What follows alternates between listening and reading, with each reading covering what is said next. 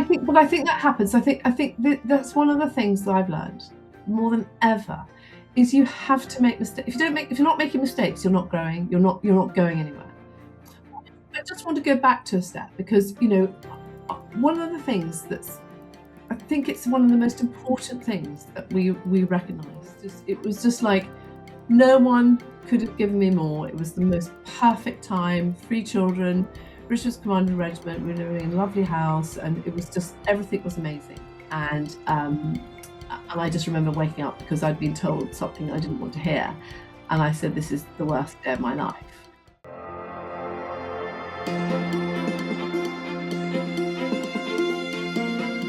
Hi, I'm Caroline Cary, and welcome to the Eat Nourish Love podcast. For over 20 years, I've created events, raised over 4 million for good causes, and been lucky enough to meet some incredible people along the way. This podcast is about exploring stories and insights that really shape us, with inspiring guests from wellness, business, self-care, and personal growth. It's about learning to trust our intuition and discovering what truly matters, and how, with hard work, belief, and tenacity, we can make so many things happen. Welcome to the Eat Nourish Love podcast. Well, we have something slightly different this week, so I'm going to pass it over to Justina. I am hijacking this episode because not only is it about time that anyone that's new to meeting Caroline, or even those that already know Caroline for years, it's a chance to just remember all the amazing things she's done. And guess what? It's her birthday. So Caroline Cary is the founder of Eat Nourish Love and Cary Consultancy, a fundraising strategist, campaign director, and events consultant with over 30 years experience. She has raised more than £4.5 million for charity, hosts the Eat Nourish Love podcast, and leads the Eat Nourish Love Collective, a curated community of founders and brands. Okay, so let's kick off, Caroline. If you don't mind, can you share with us who is Caroline Cary and what does Eat Nourish Love actually mean to you? So that's a big one. That's a big question, isn't it? How does anyone start at that? So who's Caroline Cary? Well, even I'm not sure at times.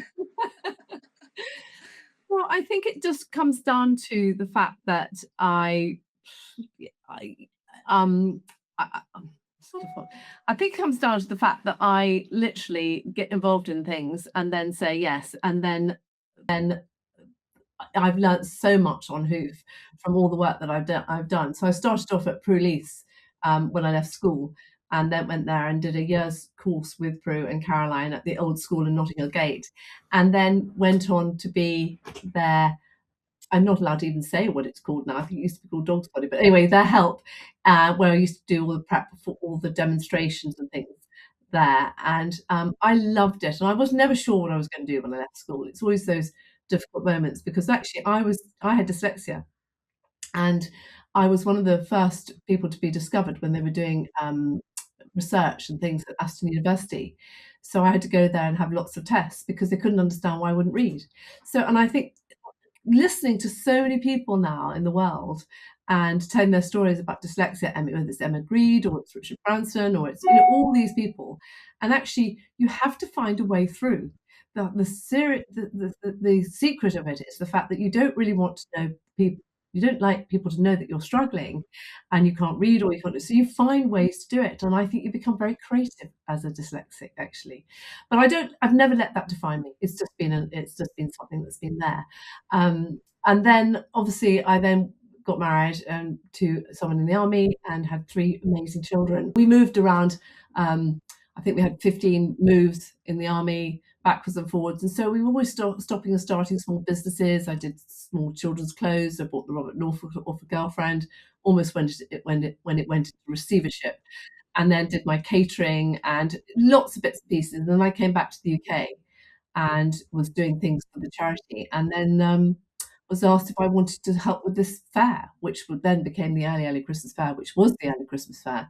My husband was commanding the brigade up in Tidworth at the time, and so I started helping off with that. And 25 years later, actually for this year, first year, we paused it for the first year of 25 years, which is a huge one.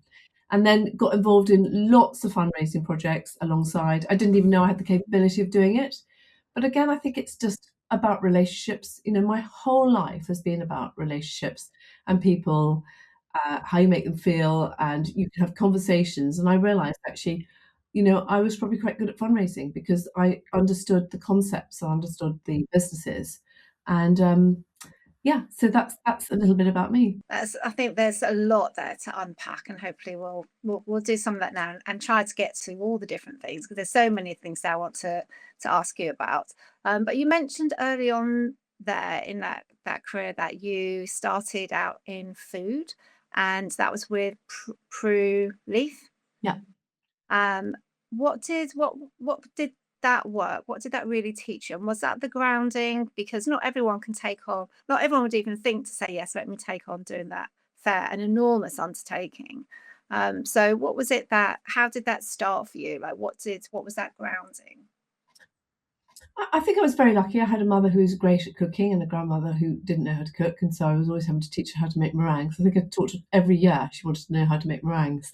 Um, and I think that I wasn't sure what I wanted to do, and so this course came up, and I was quite good at cooking already, and so then they said actually you should do the diploma course. And it also had the wine and spirit course as well. So you did that, and it was one of the big courses at the time. It was one of the very few cookery schools there.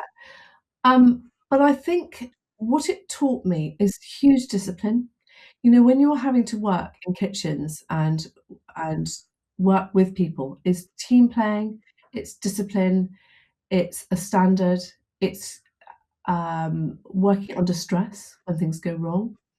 And I think also I've got huge intuition, so I'm a very intuitive cook too.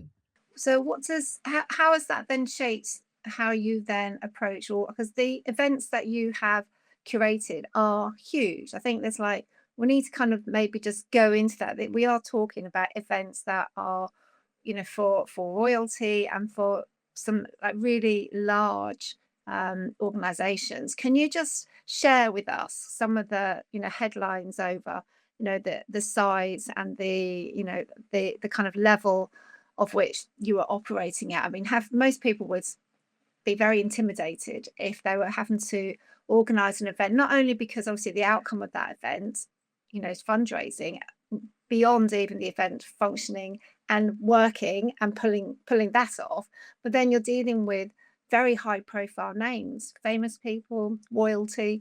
What was that like, and how did you manage to still kind of like navigate that very intimidating setting?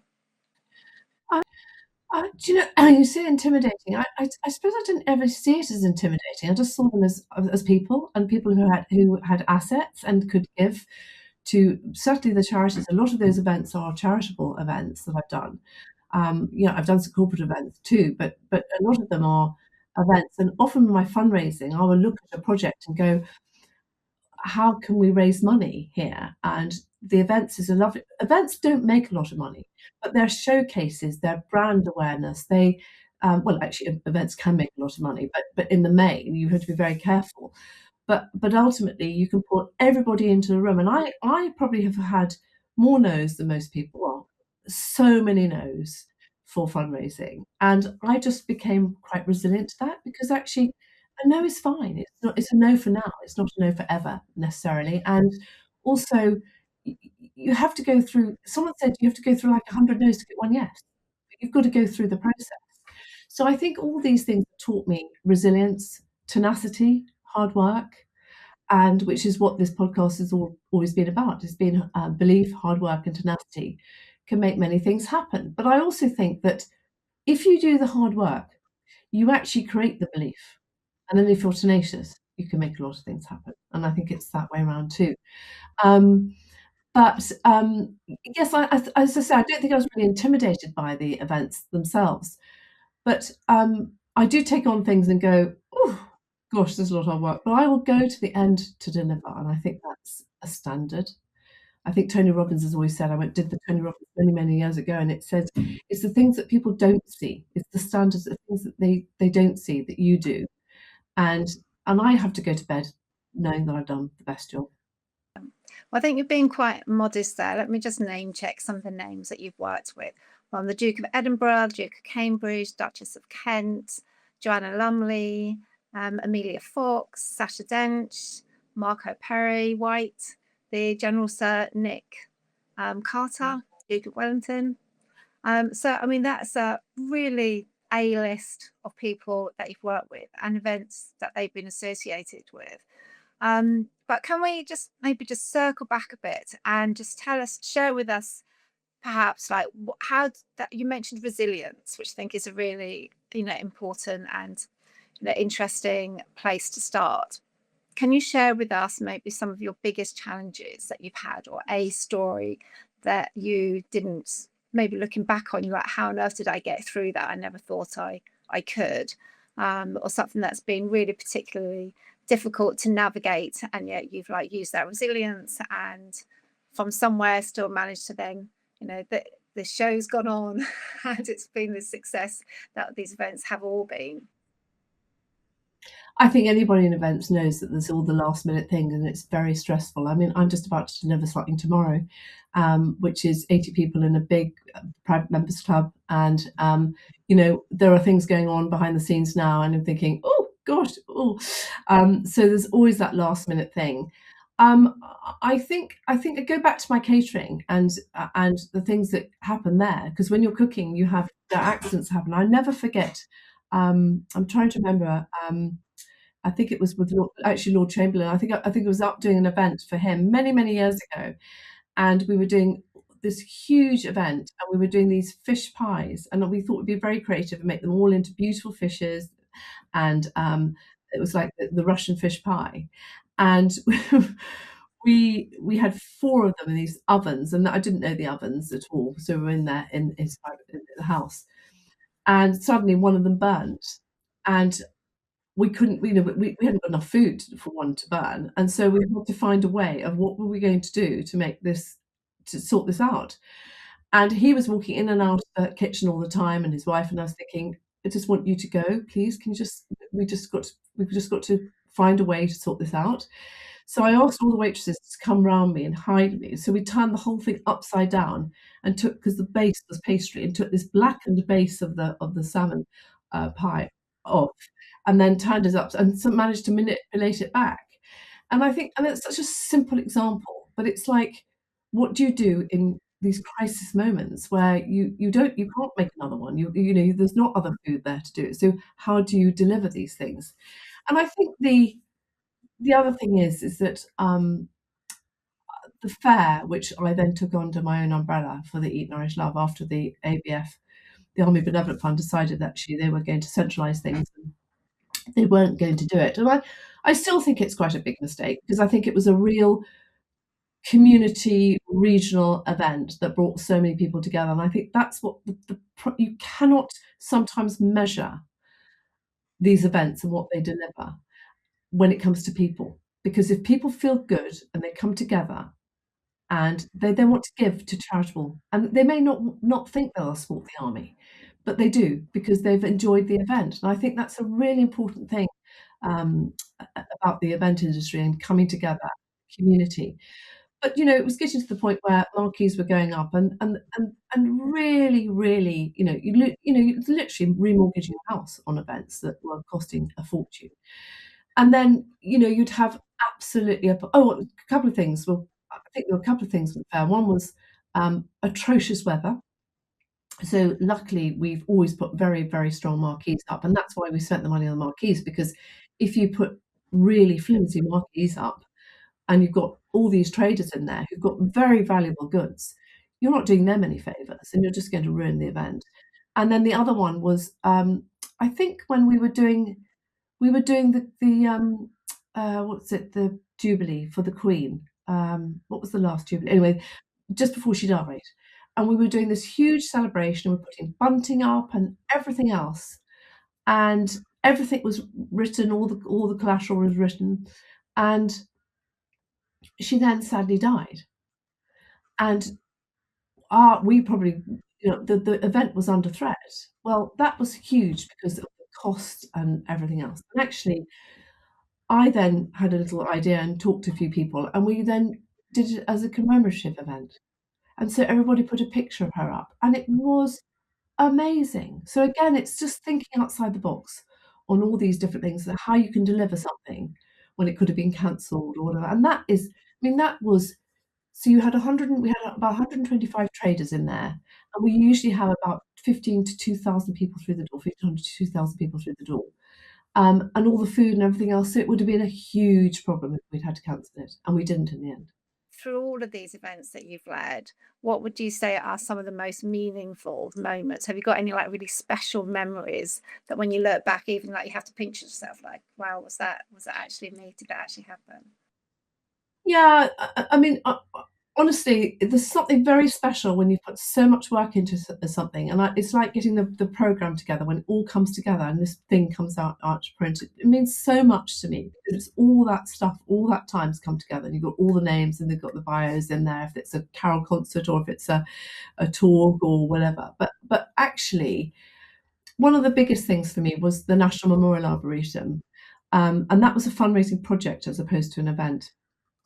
And I worked with Major General Patrick Cordingley on that, and he was chairman. And they were raising money for this new remembrance centre, and there was this area outside um, which they'd wanted some artifacts and things, but it was going to cost them money. And Patrick said, "No, no, I need this to raise money. We need to use this to raise money." So he had this idea, and no one really got behind it at the beginning. And then after we did a carol concert together, a lovely girlfriend of mine, Jenny Snowball, and I decided to do this. Well, it was her idea actually, and I did it with her. We split it, and we raised money for Help for Heroes and the ABF, the Soldiers charity.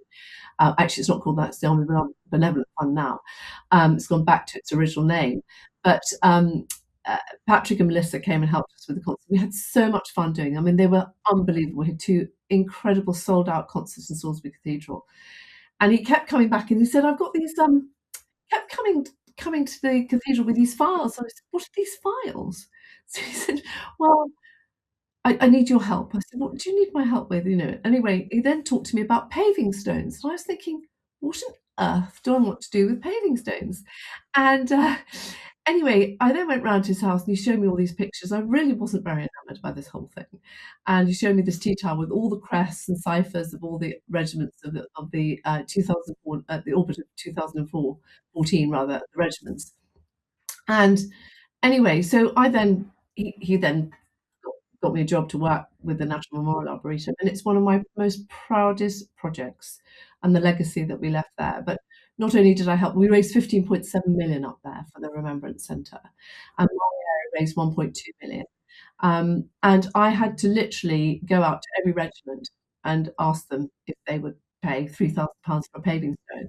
And little unbeknown to me is actually I then had to oversee the whole of the engraving of every single paving stone to make quite sure that all the artwork was correct. And some of them were a cipher, some of them were a crest. It was all this stuff that I was learning. And anyway, we suddenly had to rush half the project through to get an idea of what it looked like.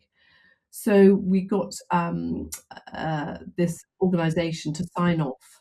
I think it was something like 19 paving stones or whatever, as an idea so the Duke of Cambridge could come and see it as because he came to unveil the football memorial down there, and he came to look at this whole thing. Um, anyway, we got them all signed off, we got them in the ground, and as the regimental secretaries came, people were saying, "Well, that's wrong. That cipher's wrong. That lion's head wrong. There's got too many lines on it." And out of these, I think sort of 14 of them were wrong, that the actual artwork was wrong. And it was because it'd been signed off by someone else, not the regiments. And I was just mortified by the whole thing. And I said to Patrick, "Oh my goodness," but it was a test. It was a test run anyway. I then went back to the guys who made the paving stones, and also the guy who produced the paving stones, Marshalls up in Yorkshire. And these two guys have become my best friends because they underwrote them. They wrote them off, so we didn't have any cost to that. And they come to our events every year.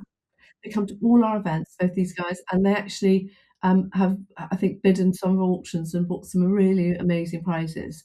So that's the whole relationship that came out of this. But anyway, eventually we put down 190 paving stones. So we put down the Navy, Army, Air Force, 43 livery companies, and 10 London pubs. We bought in a garden that was worth £750,000 that was donated to us over a cup of coffee. It took 6 months, but it was a cup of coffee conversation.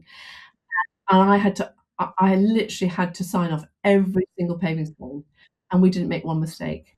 And so when eventually, it was opened, and then the Duke of Cambridge came round, because he was the patron of the project at the time.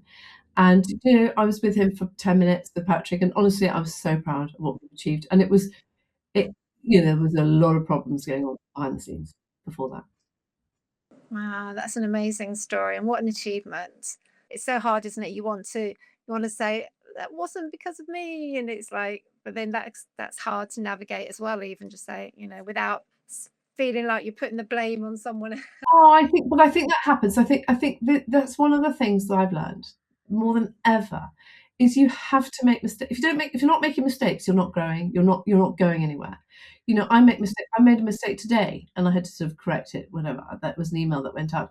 If you're Because we're working at such a fast pace, and actually, at least now I can say it's not AI, it's me. It's a human error. Well, one of the things I think is interesting from all of that story is so much is about relationship developments and like nurturing relationships and like being good with people and seeing those connections, and developing that even over time, which is interesting then how you've taken the move this year that you're moving away from doing the fair again as which was your like linchpin event of the year, Yeah. and decided not to go ahead with that and to have gone into a completely new venture, which has completely taken off. So, can you just share a little bit with us about what that is, and how this experience has been so far, and kind of like what your driving force was over making this shift?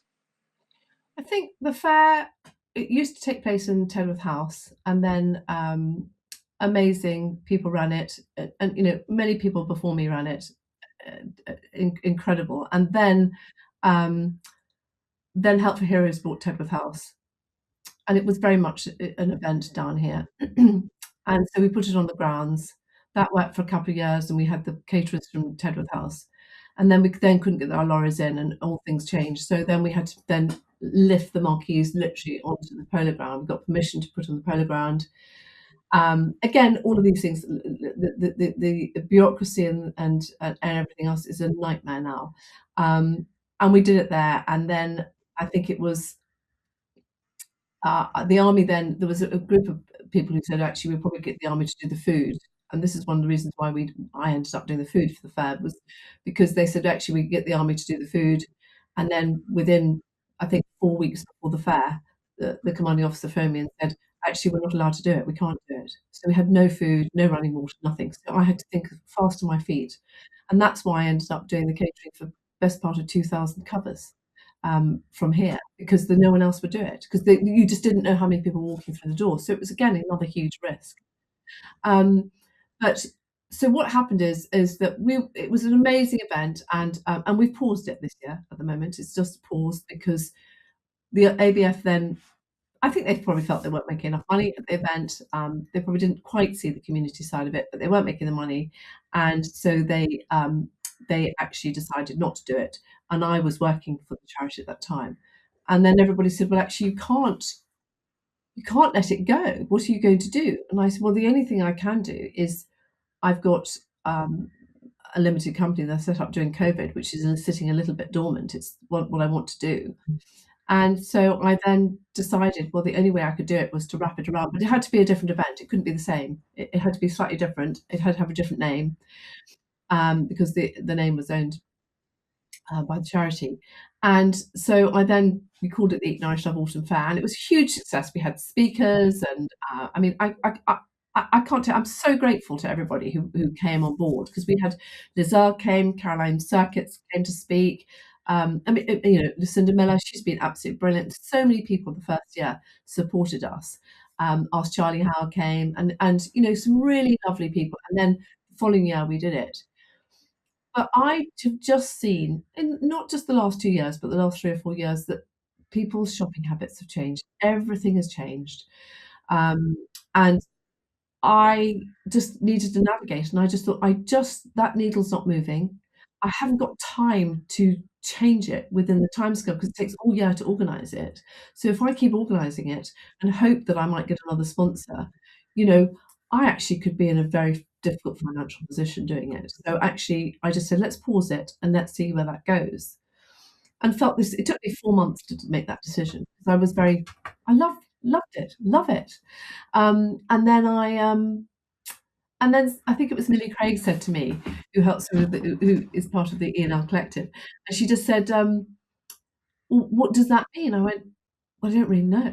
And so a few weeks later, I woke up and I thought, "Well, why don't I just put a whole group together, help elevate brands and look at what we can do and how we can build some support and all this stuff is changing and we can feed into um, you know, growth growth plans, and it is very much to elevate the brands and support, but it's community working together.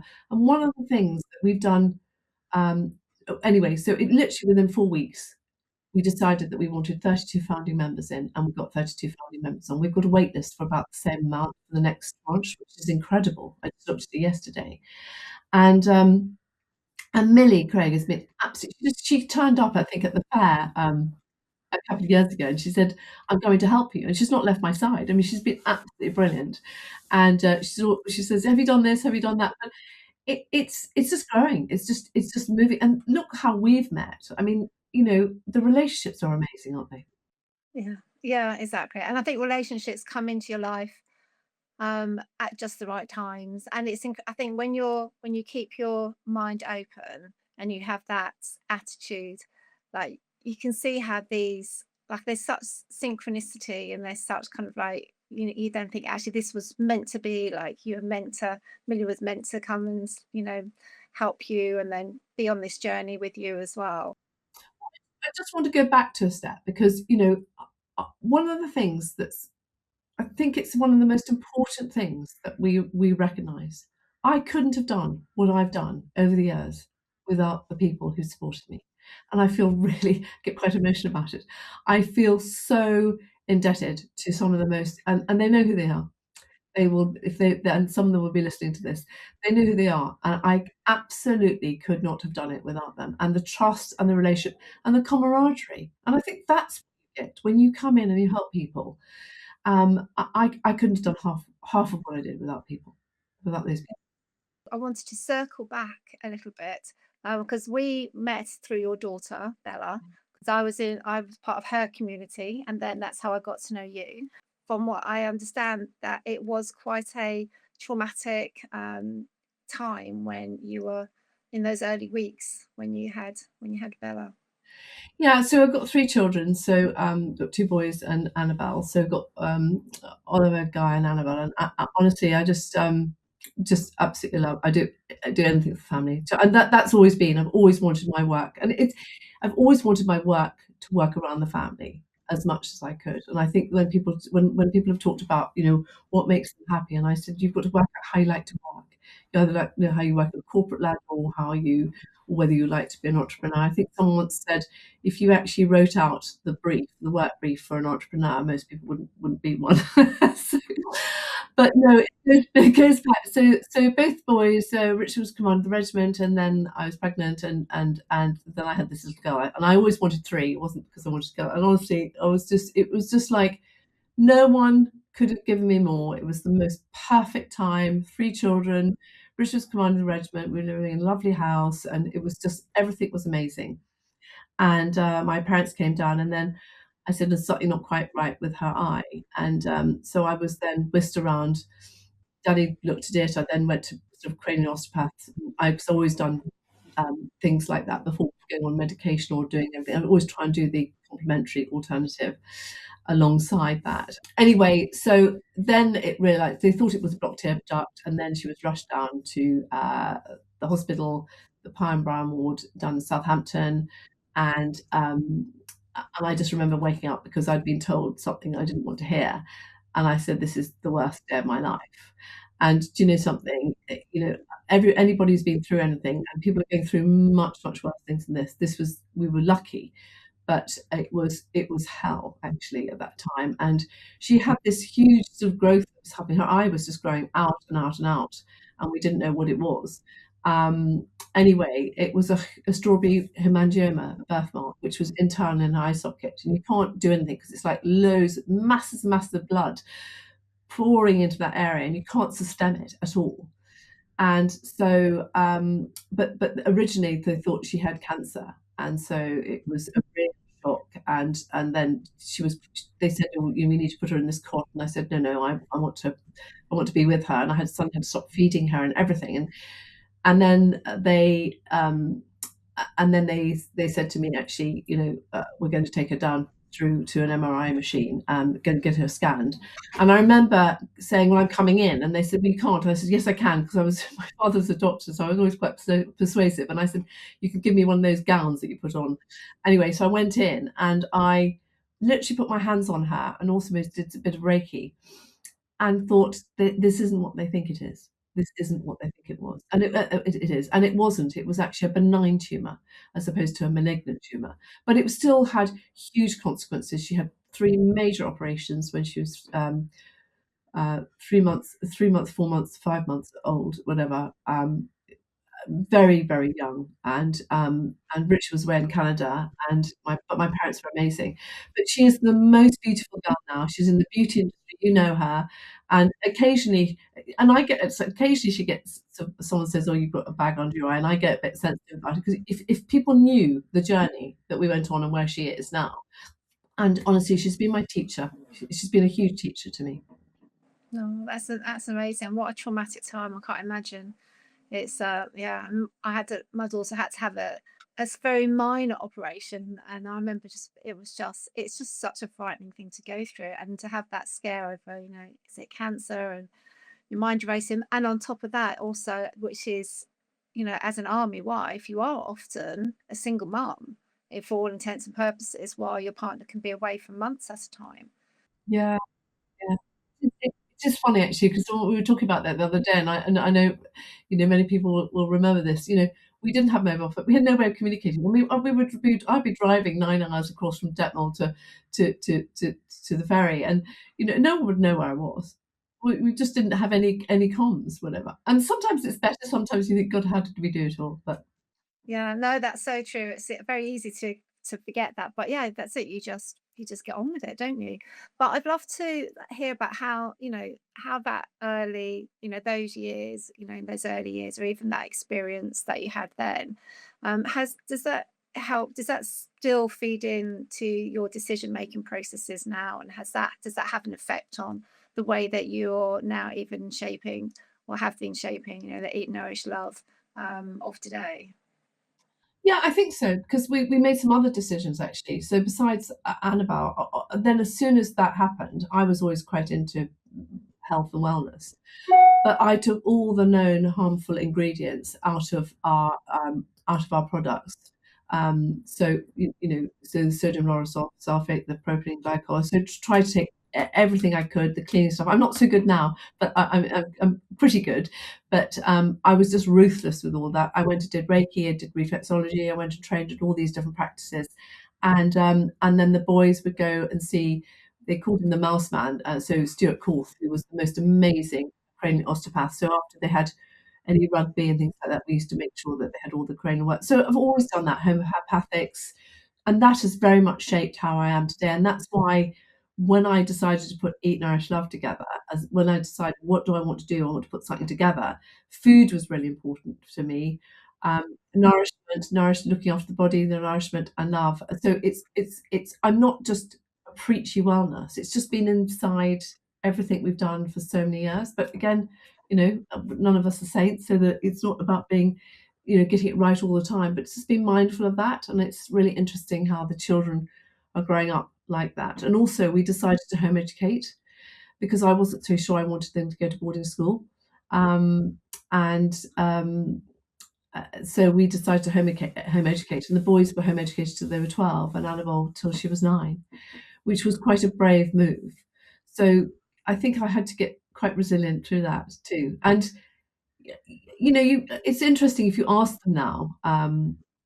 I think sometimes they felt different from doing it, and, they certainly went into school quite raw, and but the teaching and everything was brilliant. But they actually, having said that, they were very hungry for learning. They were really wanted to get in there, probably because 'cause they've been very bored at home. That's so yeah, that's added a whole other dimension to everything else that you are doing, and then also homeschooling, which is yeah, it's that's a huge thing that you're getting on with. And now, of course, you're like really with your children older and having left home, you're really leaning into the business more, as a full time occupation without having juggling all of those previous things as much. So how are you finding that now, and how are you finding the life of that small business owner, and then obviously all of the people coming into community are into your community now, the collective, are small business owners and founders, and looking to you for that direction, and of course you have a wealth of experience of different things that you can bring to them and to their growth. And what is that looking like for you now? Oh, I love it. Do you know, I feel so lucky and so grateful, really, and privileged. The fact that, I've got such a purpose and I want, I wake up every day wanting to do things and all the team, the people who've come together in the collective. I mean, I just can't tell you. It's been so lovely, and there are many more to come, and lots of amazing things that we've got in store and are working on. But I think I feel, yeah, I do feel lucky. I feel like I'm not just hanging around, sort of, and also I think that we're now understanding, and I went to this big conference in London where there were 500 delegates there, and there was this other girl from the financial. It's where I met Rachel Schofield, who's been on my podcast too, who worked for the BBC, and she's come out of the BBC and she does consultancy now and coaching. And I just look at everybody there and I think, gosh, you know, how lucky that I've got that, because I think we're all gonna have to be working a lot longer. I think the workplace is changing hugely. I think people are choosing not to necessarily work full-time, commuting. But then where are all these small businesses? Where are all these people going to sell their coaching businesses, their beautiful oils and various other things? So they need to have avenues, and that's why I set up the collective, because it wasn't just about sales, it was about supporting each other through the whole process. And so every person that we've done, every person who's joined the collective, we've done a one-on-one consultancy, because that's what I do as well for charities and businesses.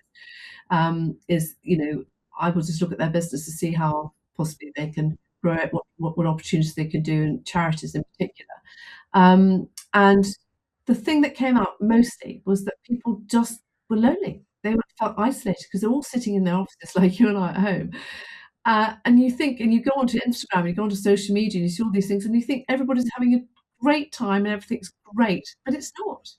We're all struggling, or and I don't want to use that word too much. I think we all just like to be part of something, and we want to share the good times and the achievements, as well as the things when actually you need a bit of help.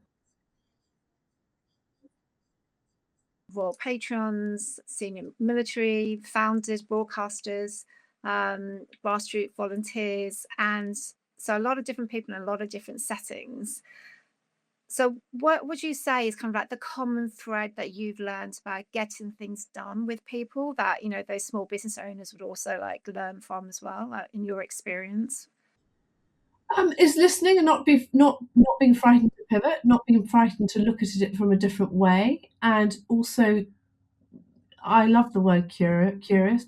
Curiosity is how you actually. I've just been given a beautiful portrait from an amazing artist, and I was saying something to her, and she came back at me with much more positive thinking. And we met many years ago as well.